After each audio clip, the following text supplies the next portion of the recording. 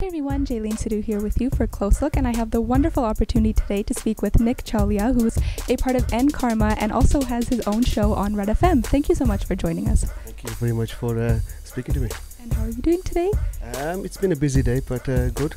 Every day is a good day. So tell our viewers a little bit about what you do. Well, I spend most of my day in the studio here. I'm a music producer, and then in the evenings I'm a radio host. That's it. And then on the weekends I play with the band. So how did you get involved with that? Wow. If I can go back many years, I was in school. A guy came up, he said, "You're playing keyboards for a school band," and that's it. That's history. The rest is all history from there. So you didn't have to audition or anything. You just liked the way you look. No, it was a bit more than that. We were a bunch of school friends. We were young, and like I said, it was just like the leader kind of thing came up and said, "Look, you're gonna play keyboard, and you're playing dolki, and you're gonna play dolak kind of thing," and that was it. We just taught ourselves from there. And was it a South Asian band at that time? Punjabi band, Punjabi band, yeah. And you're from the UK, so is that where you started this passion of yours? Yes. I spent many years live on stage with a lot of the big bands over there. Right from Geet Singh, Buddy, Sofri Boys back in the day, Apna Sangeet, all those bands. I had a chance to play with all those guys, and then I moved to Canada 9 years ago, and then I started taking that being a musician into production. Then. So after playing with those renowned artists, what made you want to come here after accomplishing so much back home? Wow.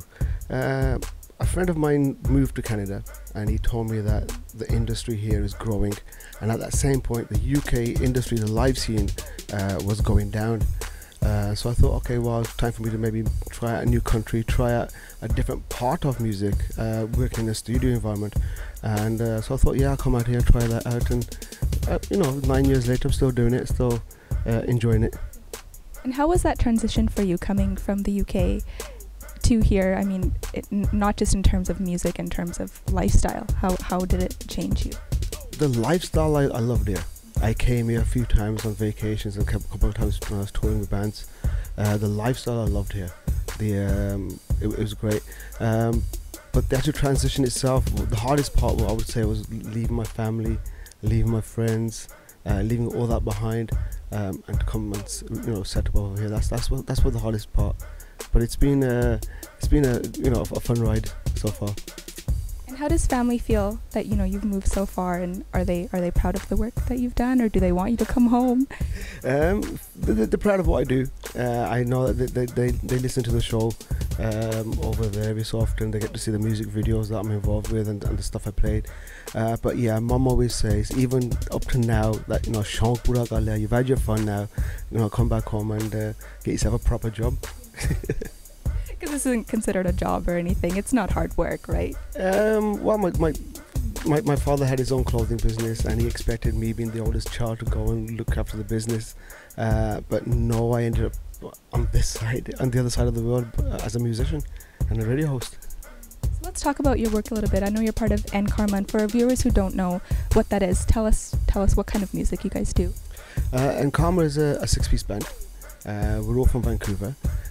We started about 4 years ago, where we originally set up as a backing band for Sabji, Chimabaji, KS Mokan, and others. And then from there, like I said, about 4 years, we decided, okay, let's introduce a singer to the band and make a complete band. And then, yes, 6 guys went on the road.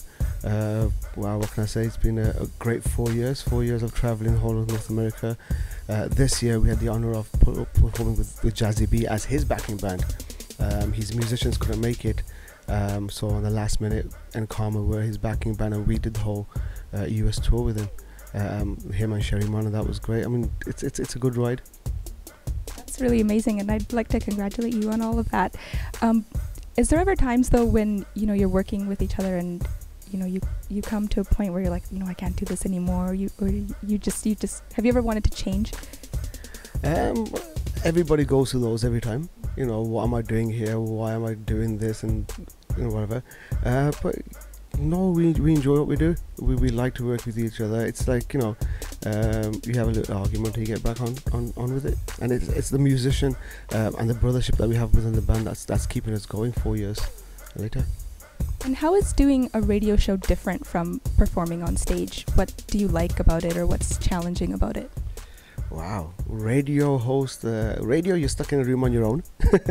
And within Coma, you're on the road, you're on stage, six friends, six brothers, musicians on stage, and we're entertaining. It's two different types of entertainment, both are equally enjoyable. And there's a lot of aspiring artists out there who, want to get involved with music. Do you have any words of inspiration for them? Wow, practice is number one.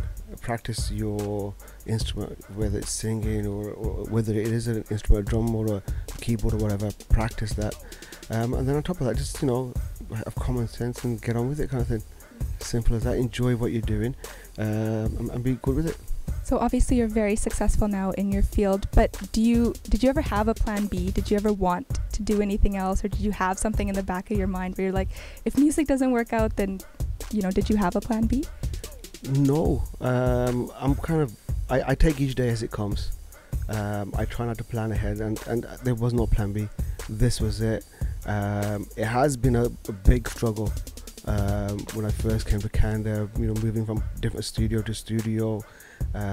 It's been a big struggle, but there was never a plan B. This was it. I wanted to come here, become a music producer, and basically, just be part of the Canadian music industry here. So is this or nothing? Pretty much. It was this or go back home. Yeah. Go back. Where you were already successful, right? Yeah, I'll go back to the UK, and that was it. But I didn't want to. I never thought about going back or anything. For me, it was like, I'm here in Canada now. It's a growing industry here, and that was it. Just my main focus was that, and get on with it. And you've said a few times that it's a growing industry here. So what makes the music or the Punjabi music here different from UK? Quite simple. I think with UK, it's established industry already. There's musicians there, there's producers there, there's artists there, there's shows there. The industry is already set. Here it's not so much. We don't have much of an industry here. Yes, we have stations, we have the TV media like yourselves. We don't have the gigs here that many. We don't have that many gigs, should I say, here. As artists, not many people get respected here. I've noticed on speaking with a lot of people here, the artist does not get the same respect as they would had they been elsewhere. The industry is still growing here. Like I said, that's one of the reasons I enjoy being here. I'm involved with it growing up, and I'm really enjoying that. There's a lot of artists here. There's a lot of musicians here. Maybe not as much as UK, but there's a lot of musicians here. The thing here that is different, in UK, somebody will go to a producer, into a studio, they get it done there, and they go home. Here, we have to do it ourselves. We are the musicians, we are the studio. So every person here, or every other musician and DJ I know here, is doing it themselves. They're learning how to use the software, they're learning how to mix and stuff here, which I think is great compared to what's not happening in the UK. So that's why I think it's great to be here. It's a growing country, and I'm looking forward to a lot of stuff that's coming out from here soon. So what is coming up for you? Where do you see yourself in the next year, 5 years, 10 years? Locked in this room. Locked in this room by day, and locked in the Red FM studios at night. I'm working with a lot of young artists. I like working with new artists.